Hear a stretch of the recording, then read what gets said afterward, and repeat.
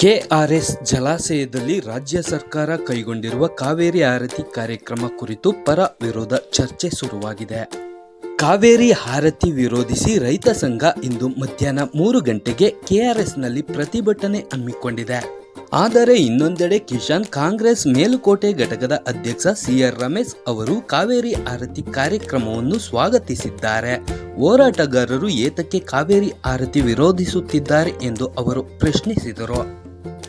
ಕರ್ನಾಟಕ ಸರ್ಕಾರದ ಸನ್ಮಾನ್ಯ ಮುಖ್ಯಮಂತ್ರಿಗಳಾದ ಸಿದ್ದರಾಮಯ್ಯನವರು, ಉಪಮುಖ್ಯಮಂತ್ರಿಗಳು, ಭಾರಿ ನೀರಾವರಿ ಸಚಿವರು ಆದಂಥ ಡಿ.ಕೆ. ಶಿವಕುಮಾರ್ ಅವರ ನೇತೃತ್ವದಲ್ಲಿ ಇವತ್ತು ಮಂಡ್ಯ ಜಿಲ್ಲಾ ಉಸ್ತುವಾರಿ ಸಚಿವರಾದ ಚಲುವರಾಯಸ್ವಾಮಿ ಅವರ ನೇತೃತ್ವದಲ್ಲಿ ಕಾವೇರಿ ಆರತಿಯನ್ನು ಮಾಡಲು ಹೊರಟಿದ್ದಾರೆ.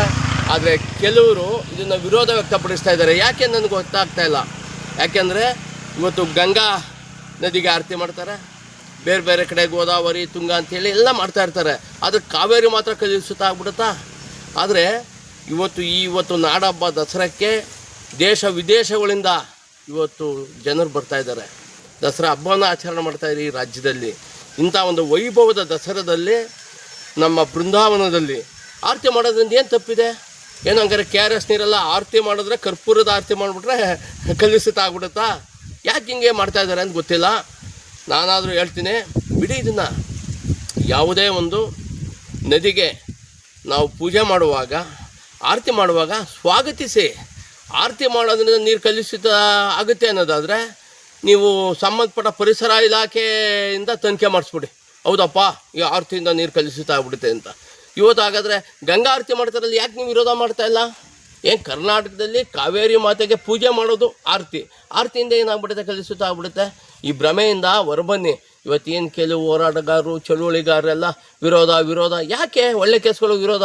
ಮಸರಲ್ಲಿ ಕಲ್ಲುಡುಕು ಕೆಲಸಗಳು ಬೇಡ. ಈ ಒಂದು ವೈಭವನ ಈ ಜಿಲ್ಲೆಗೆ, ಈ ರಾಜ್ಯಕ್ಕೆ ಒಳ್ಳೆ ಹೆಸರು ಬರುತ್ತೆ.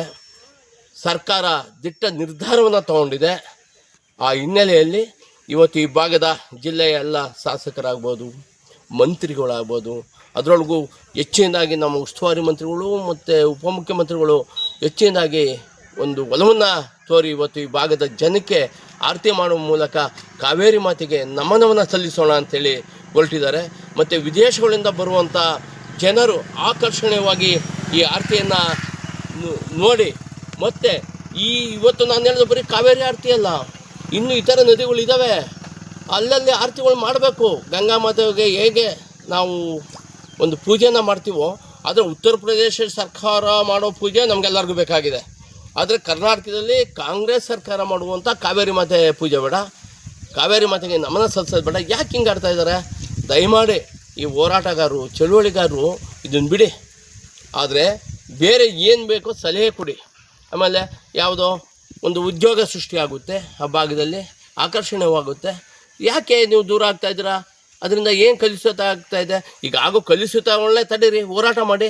ಯಾವುದೋ ಇಂಡಸ್ಟ್ರಿಯಲ್ಲೂ ನೀರು ಬಿಟ್ಟರೆ ಸುಮ್ಮನೆ ಆಗ್ಬಿಡ್ತೀರಿ. ಅದರಿಂದ ಕಲುಷಿತ ಗದ್ದೆ ಒಳಗೆ ನೀರು ಹೋಗುತ್ತೆ, ರೈತರು ನೀರು ಕುಡಿತಾರೆ, ಅದನ್ನು ಕಾಣ್ದಂಗೆ ಸುಮ್ಮನೆ ಆಗ್ಬಿಡ್ತೀರಿ ಹೋರಾಟಗಾರರು. ಆದರೆ ಆ ಒಂದು ಮಾತೆಗೆ, ಕಾವೇರಿ ಮಾತೆಗೆ ಆರತಿಯನ್ನು ಮಾಡೋದು ಯಾಕೆ ವಿರೋಧ ವ್ಯಕ್ತಪಡಿಸ್ತಾ ಇದ್ದೀರಾ? ಇನ್ನು ಮುಂದಾದ್ರೂ ವಿರೋಧವನ್ನು ಬಿಡಿ. ಸರ್ಕಾರ ಒಳ್ಳೆಯ ನಿರ್ಧಾರವನ್ನು ತೊಗೊಂಡಿದೆ, ದಿಟ್ಟ ನಿರ್ಧಾರ ತೊಗೊಂಡಿದೆ. ಈ ನಿರ್ಧಾರಕ್ಕೆ ನಾವು ಕಾಂಗ್ರೆಸ್ನವರಾಗಿ, ನಾನು ಕಿಸಾನ್ ಅಧ್ಯಕ್ಷನಾಗಿ ನಾನು ಸ್ವಾಗತವನ್ನು ಬಯಸ್ತಾ ಇದ್ದೀನಿ.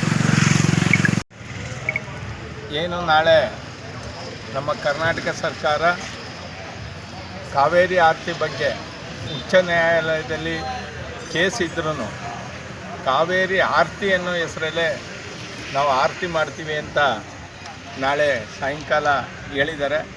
ಆದ್ದರಿಂದ ನಾವೆಲ್ಲ ಪ್ರಗತಿಪರ ಸಂಘಟನೆಗಳು ಒಟ್ಟಾಗಿ ಸೇರಿ ಪ್ರತಿಭಟನೆಯನ್ನು ಮಾಡಿ ಒಂದು ಧರಣಿ ಮಾಡಬೇಕು ಅಂತ KRSಲ್ಲಿ ತೀರ್ಮಾನ ಮಾಡಿದ್ದೀವಿ. ಅದಲ್ಲದೆ ಆ ಆರತಿಗೆ ನಮ್ಮ ಪೂಜ್ಯ ಸ್ವಾಮೀಜಿಗಳು ಬರ್ತಾರೆ ಅನ್ನೋ ಒಂದು ಇನ್ವಿಟೇಷನ್ನ ನಾವು ನೋಡಿದ್ದೀವಿ. ದಯಮಾಡಿ ನಮ್ಮ ಪಾರಂಪರಿಕ ಕಟ್ಟಡವಾದಂಥ KRSಗೆ ಹಾಗೂ ನಮ್ಮ ಕಾವೇರಿ ನೀರಿಗೆ ಪೊಲ್ಯೂಷನ್ ಆಗೋದ್ರಿಂದ ದಯಮಾಡಿ ಇಂಥ ಕಾರ್ಯಕ್ರಮಕ್ಕೆ ಸ್ವಾಮೀಜಿಗಳು ಬರಬಾರ್ದು ಅಂತ ಅವ್ರನ್ನ ನಾವು ವಿನಯಪೂರ್ವಕವಾಗಿ ಕೇಳ್ಕೊಳ್ತೀನಿ. ಆದ್ದರಿಂದ ಎಲ್ಲ ಸಂಘಟನೆಯ ಮುಖಂಡರುಗಳು, ಕಾರ್ಯಕರ್ತರು ಅದೇ ರೀತಿ ಪ್ರಗತಿಪರರು ಎಲ್ಲರೂ ಮಧ್ಯಾಹ್ನ 3 ಗಂಟೆಗೆ KRS ಹತ್ರ ಬೃಂದಾವನದ ಹತ್ರ ಬರಬೇಕು ಅಂತ ನಾವು ಎಲ್ಲ ಸಂಘಟನೆಗಳ ಪರವಾಗಿ ಕೇಳ್ಕೊಳ್ತೀವಿ. ದಯಮಾಡಿ ನಮ್ಮ ಪೂಜ್ಯ ಸ್ವಾಮೀಜಿಗಳು ಇಂಥ ಕಾರ್ಯಕ್ರಮಕ್ಕೆ ಭಾಗವಹಿಸಬಾರ್ದು ಅಂತ ನಾನು ಅಖಂಡ ಕರ್ನಾಟಕದ ರೈತರ ಪರವಾಗಿ ಕೇಳ್ಕೊಳ್ತೀನಿ. ಸರ್, ವಿರೋಧ ಯಾಕೆ ಸರ್?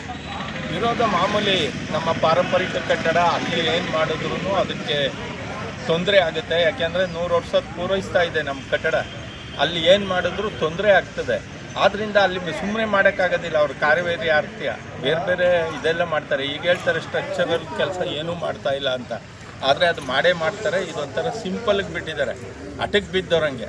ಆದರೂ ಅದು ಕೋರ್ಟಲ್ಲಿದೆ. ಇವತ್ತು ಕೋರ್ಟು ಸ್ಟೇ ಕೊಟ್ಟಿದೆ, ಕಾವೇರಿ ಆರತಿ ಮಾಡಬೇಡಿ, ನೀವು ಅದೇನು ಡೀಟೇಲ್ಸ್ ಕೊಡಿ ಅಂತ. ಅದೆಲ್ಲ ಕೊಡ್ದೇ ಇವರು ಅಟಕ್ಕೆ ಬಿದ್ದವರಂಗೆ ಉಚ್ಚ ನ್ಯಾಯಾಲಯದ ವಿರುದ್ಧನೇ ಓದೋರಂಗೆ ನಾಳೆ ನಾವು ಆರತಿ ಮಾಡ್ತೀವಿ ಅಂತ ಹೇಳ್ತಾ ಇದ್ದಾರೆ. ಆದ್ದರಿಂದ ನಾವು ಅದನ್ನು ಪ್ರತಿಭಟನೆಯನ್ನು ಮಾಡಿಲ್ಲ. ಕಂಟೆಂಪ್ಟ್ ಆಗಲ್ಲ ಸರ್? ಕಂಟೆಂಪ್ಟು ಆದರೆ ಅಧಿಕಾರಿಗಳಿಗಾಗ್ತದೆ, ಸರ್ಕಾರಕ್ಕಾಗೋದಿಲ್ಲ. ಅದು ಸರ್ಕಾರಕ್ಕೂ ಆಗ್ಬೋದು, ಆದರೆ ಪಾಪ ಅಧಿಕಾರಿಗಳು ಬಯಸ್ಕೊಳ್ತಾರೆ.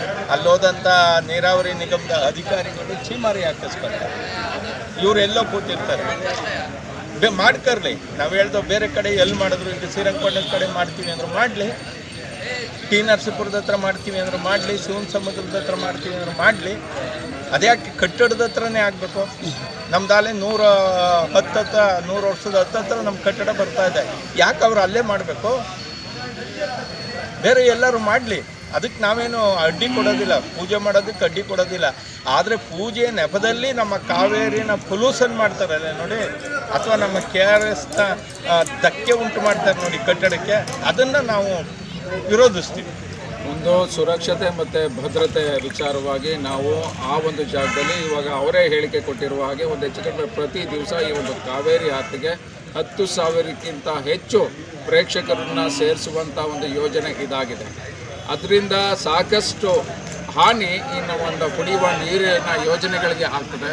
ಹಾಗಾಗಿ ಪರಿಸರ ಕಾಳಜಿಯನ್ನು ಗಮನದಲ್ಲಿಟ್ಕೊಂಡು ಹಾಗೂ ಸುರಕ್ಷತೆ ಮತ್ತು ಭದ್ರತೆ KRSಗೆ ಇರುವಂಥ ಒಂದು ಭದ್ರತೆಯನ್ನು ನಾವು ಗಮನದಲ್ಲಿಟ್ಕೊಂಡು ಈ ಒಂದು ಕಾವೇರಿ ಆರತಿ ಅನ್ನುವಂಥ ಯೋಜನೆಯನ್ನು ಕೃಷ್ಣರಾಜ ಸಾಗರ ಅಣೆಕಟ್ಟೆ ಮುಂಭಾಗದಲ್ಲಿ ಮಾಡೋದು ಬೇಡ ಅನ್ನುವಂಥದ್ದು ನಮ್ಮ ಕರ್ನಾಟಕ ರಾಜ್ಯ ರೈತ ಸಂಘದ ನಿಲುವಾಗಿದೆ.